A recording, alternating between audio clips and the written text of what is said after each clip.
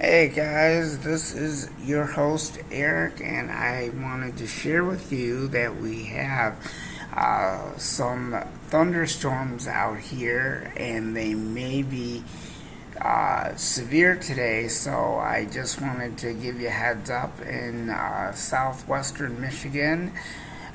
Please be careful. Don't be going outside or adventuring outside.